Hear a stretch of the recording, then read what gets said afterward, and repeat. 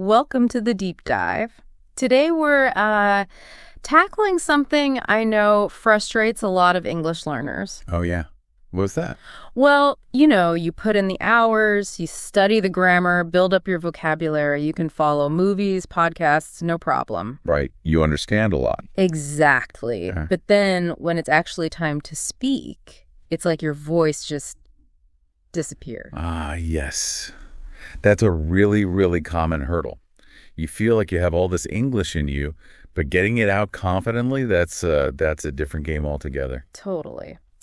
So that's our mission for this deep dive. We want to give you some really practical, proven exercises, things you can actually do starting today to build that English speaking confidence. Yeah, moving from just, passive understanding. To actually using the language comfortably, actively speaking. And the main takeaway here, I think, is crucial. Confidence isn't just some magic feeling that'll suddenly show up. Right, you don't just wake up confident.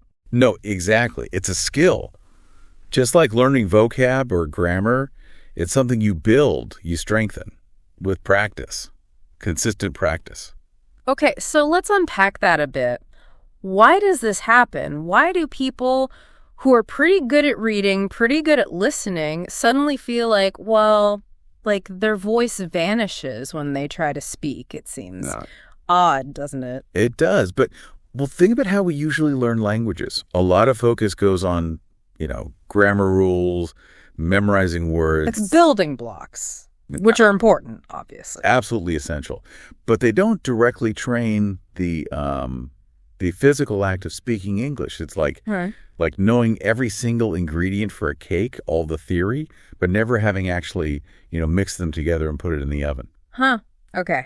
So your mouth, your tongue, your vocal cords, they need their own workout specifically for English sounds and rhythms. Precisely. They need to get used to forming English sounds, the flow, the rhythm. And that just takes dedicated practice. It's a motor skill, really. So it's less about not knowing enough and more about not having trained that specific speaking muscle.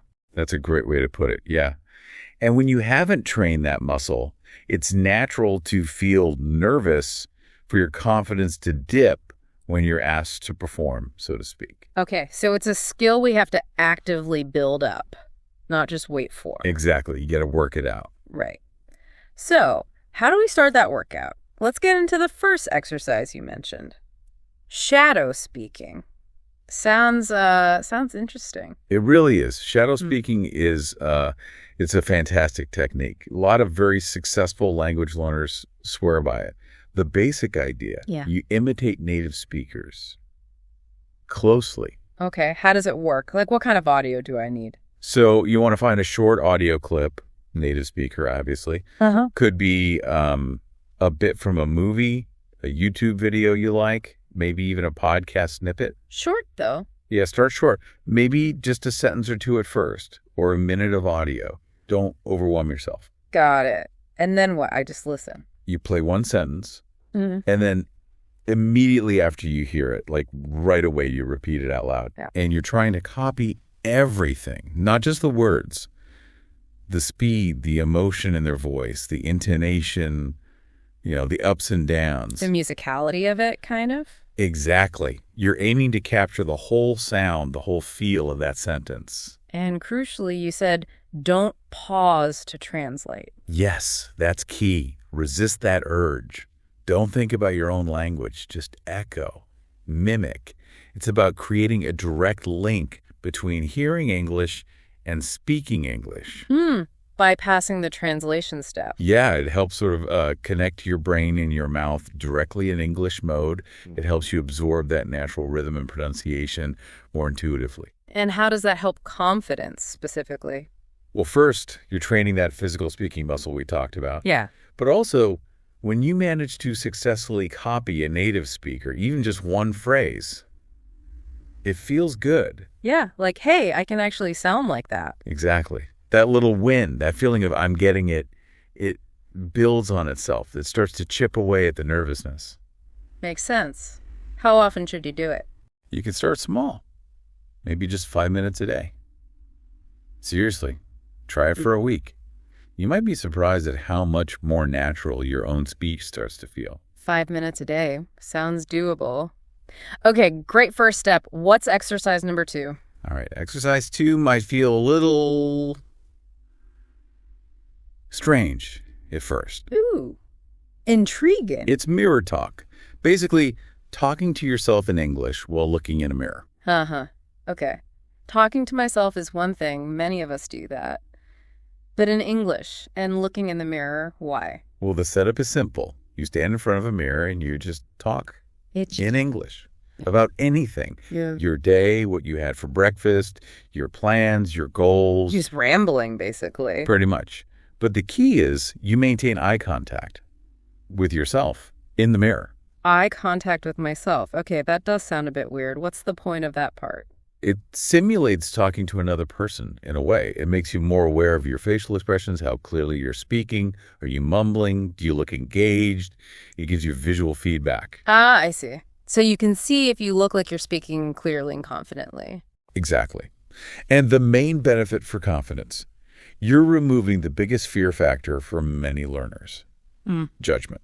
Right, because there's no one else there. Precisely. It's a completely safe space.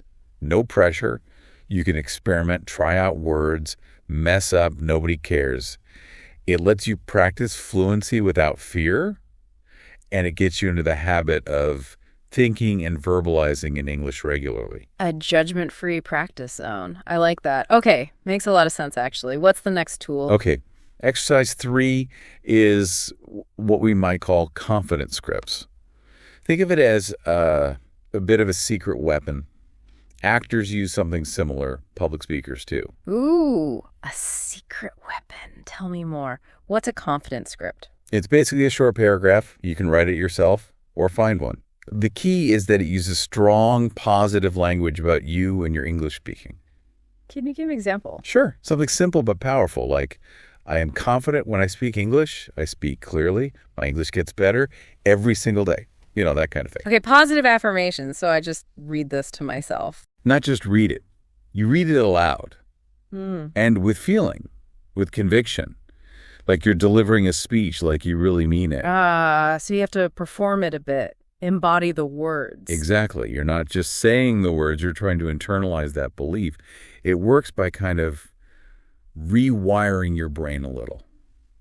Reinforcing positive pathways about speaking English. So it trains your mindset as much as your mouth. You got it. It tackles both the speaking practice and the mental game.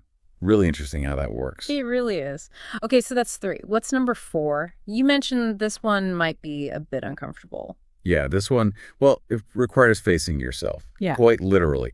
It's recording and reviewing yourself speaking English. Oh boy. Listening to your own voice recorded. Yeah, I know people who hate doing that.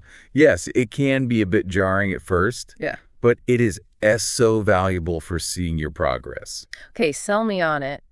How does listening back help confidence when it feels so awkward? Okay, so the process is simple. Grab your phone, use the voice recorder, pick a topic your weekend, a hobby, goals, whatever, and just talk for a minute or two in English. Okay, recording done. Now the hard part, listening. Why is that actually useful? Because when you listen back, you hear things you just don't notice while you're speaking.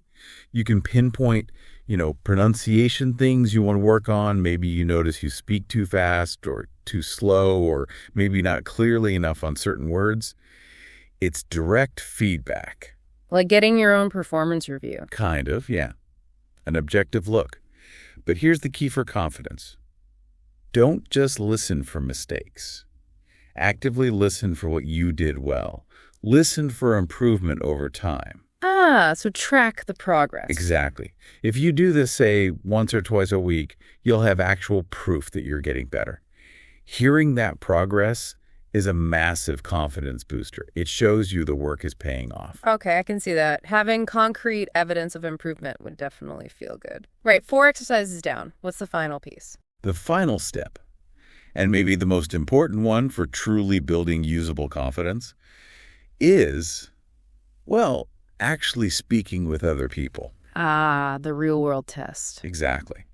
And specifically, People beyond your classmates or your teacher, if you have them.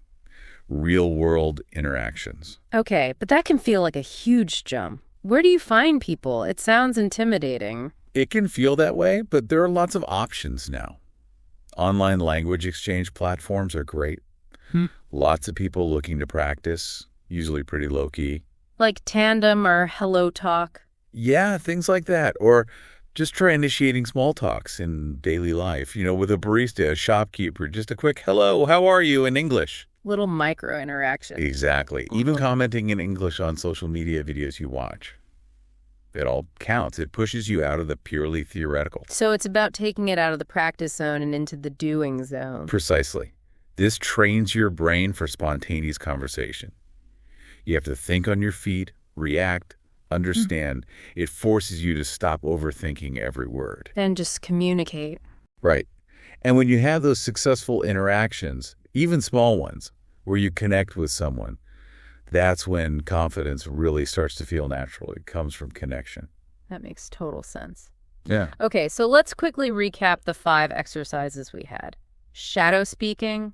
Mimicking native speakers. Winner talk. Safe practice with yourself. Confidence grips. Positive affirmations spoken aloud. Record and review. Tracking your actual progress. And finally, speak with others. Getting out there and using it for real. And each one strengthens a different part of that speaking muscle, right? Exactly. Pronunciation, fluency, mindset, self-awareness, real-world application.